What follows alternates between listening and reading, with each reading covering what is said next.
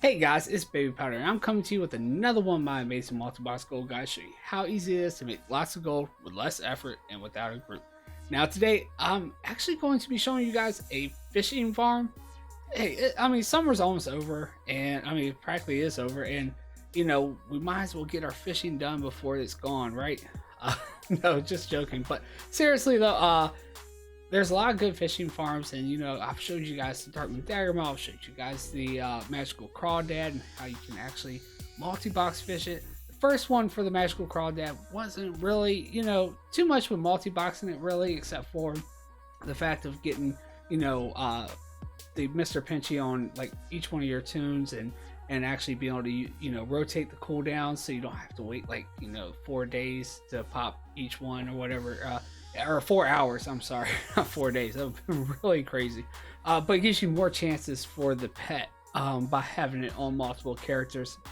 And it's not that bad if you at least save the time by traveling out there with your 5-man multi-box group. But then, I've upgraded to 8 and actually found out with 8, I can actually pretty much just respawn all those pools in that one spot. So it definitely makes it a lot easier to get the Mr. Pinchy for that one. And then, we got the Dark Moon Dagger Mall, which the Dark Moon Fair is going on right now, which is also a great one to do for many reasons. You can turn the fish in to the vendor and get stuff, and you can also just sell the raw fish for a decent amount usually. But today we're actually going to be stepping out to Kata, where there's another old fish that is actually really good, and can actually be used by alchemists to make a potion or oil really that is used for the Vial of the Sands recipe. So really popular, just like the volatiles and stuff like that. So it sells really well. So yeah, there's a couple ways you can make gold with it. But anyway guys, enough of that. Let's go ahead and get into it and see how it's done. Alright guys, so here we are. I've got all my toons set up at the spot, which a lot of you guys probably already know where you go for this fish and what fish I was actually going to already be showing you, which is the Albino Cavefish. We're out here in Deep Home, and we're actually right here. You can get them up here in the Crimson Expanse. There's a cave here. There's a nice bit of them actually as far as like the pools and stuff for them out there. And then actually, I think there's some over on this side as well, possibly.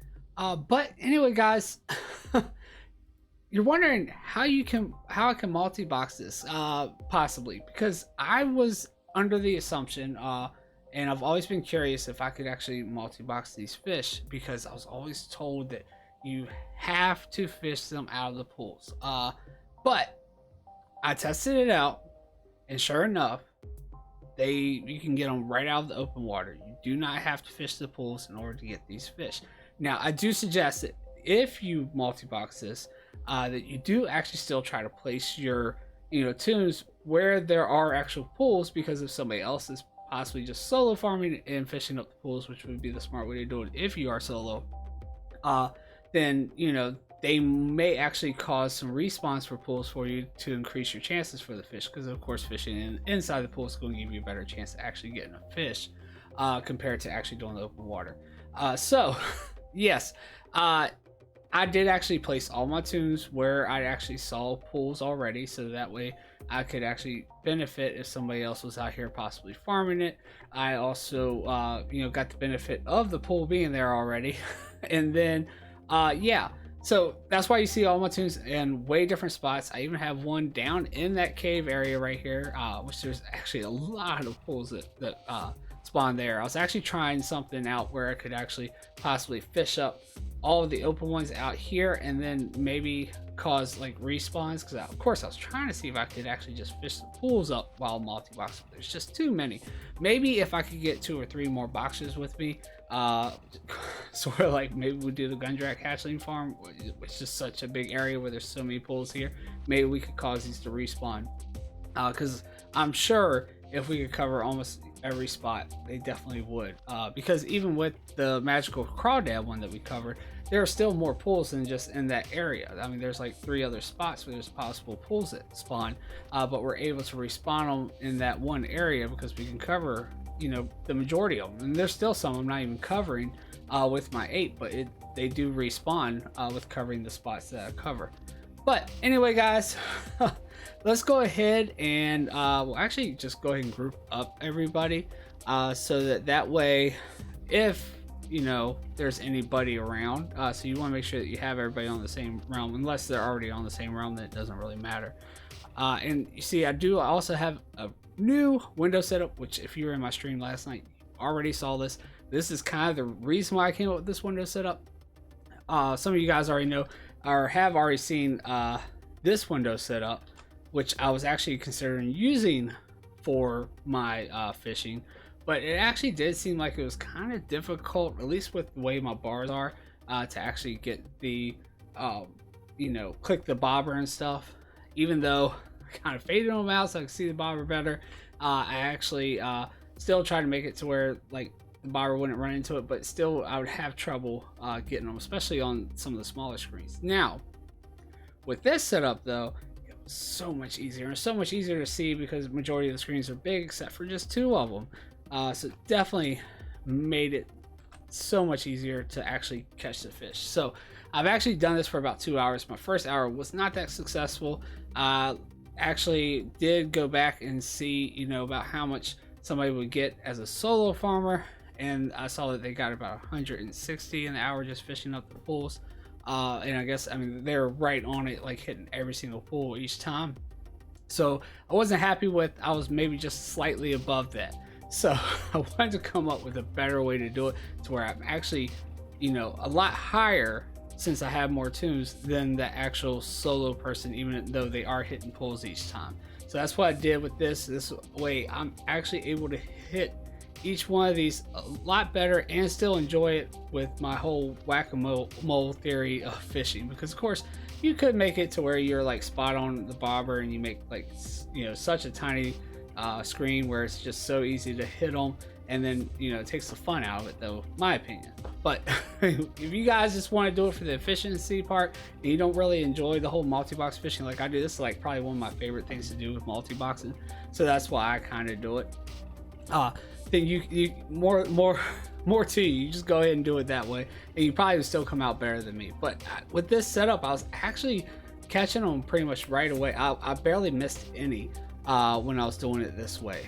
So anyway guys, so this is what it kind of looks like. Make sure you still, you know, pull your camera around to where you're seeing the bobber.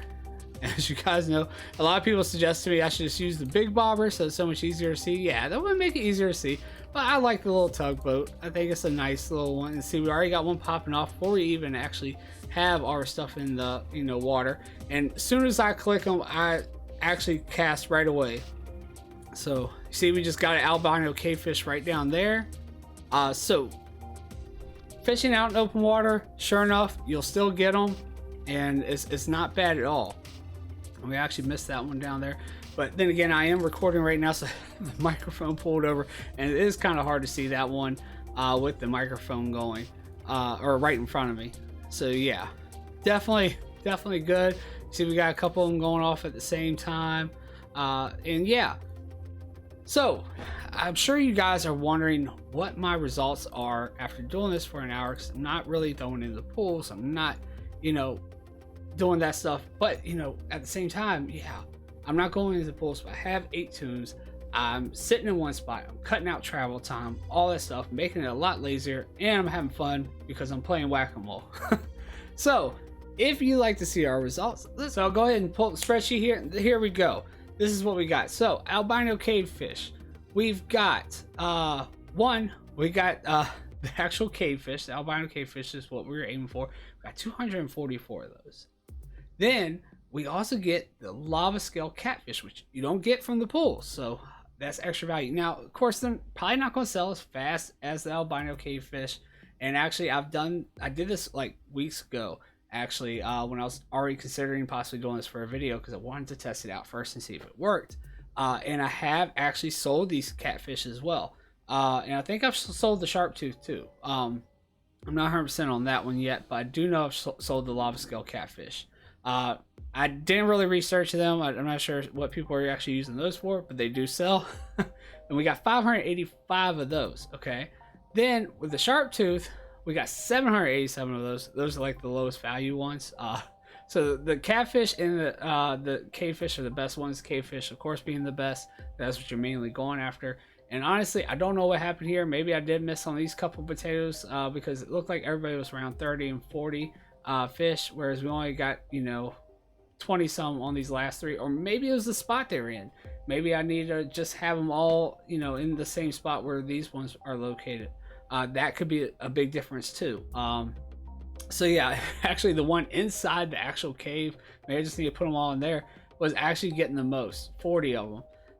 So for the catfish, they're all, mostly around the 60 range, except for we have a couple big ones here, especially potato 3 at 92 of them. Sharp tooths, again, all of them are pretty much around the same, except for this one. So this one was low pretty much all the way around. Potato 7, only 79 of the sharp tooth. And then of course we even got volatile water. So yeah, 51 volatile waters. It's not a whole lot, but hey, it's a little something extra. And then I added up all the values going off the region market value. Doesn't mean that's what it's selling for in my realm right now, but the cavefish, we got 32,452 gold worth of the albino cavefish. For the catfish, we got 31,005 gold region value of the catfish, and then the sharp tooth is at 14,953 gold. And I did actually round down, even if it was like maybe even one silver, one copper away from being, another gold up. But that's that's the way I want to be, as closer to realistic values as possible. And then volatile water, only 1,887 gold, which, volatile water, that really might be way different depending on your realm, because I still hear a lot of people saying it's really low in their realm, but actually on my realms it's been going up. So actually what it's selling for on my realm is actually above what the region value is actually showing. Whereas these actual fish were actually, these two right here anyway, were below what the region value was saying. But the cavefish was actually pretty close. Now for a total value, that's 80,297 gold. Now it doesn't stop there. You can actually make a lot more off this. So say you have an alchemist, you can take these cavefish, turn them into deep stone oil, and it actually pretty much doubles the value of the cavefish. Anyway guys, that is what I want to share with you guys. It definitely is really great, the fact that now if you were curious whether or not you can fish these out of the open water, you definitely can. So you can easily multi-box it. I will be curious to possibly do this on stream one night and actually have maybe a couple multi-boxers with me and see if I take one spot, they take one spot, and we actually cover a bunch of these pools and see if we can't actually hyper spawn the actual pools, and then get probably triple, or if not more than that, quadruple the amount of albino cavefish for our time, because we'll just be basically fishing open water but have pools spawning up constantly for us. All right guys, well, I hope you guys really enjoyed this one. I thought it was pretty neat. I love fishing while multi-boxing. I think it's definitely something different than the everyday hitting the hyper spawns and everything like that. So it adds a little twist into the way you're farming. I kind of feel, I agree, fishing is boring if you're solo. Maybe some people do enjoy it, but I actually find it boring. But with doing it like this and trying to keep up, basically playing whack-a-mole, it makes it so much fun. So I always love when I can actually do something with fishing.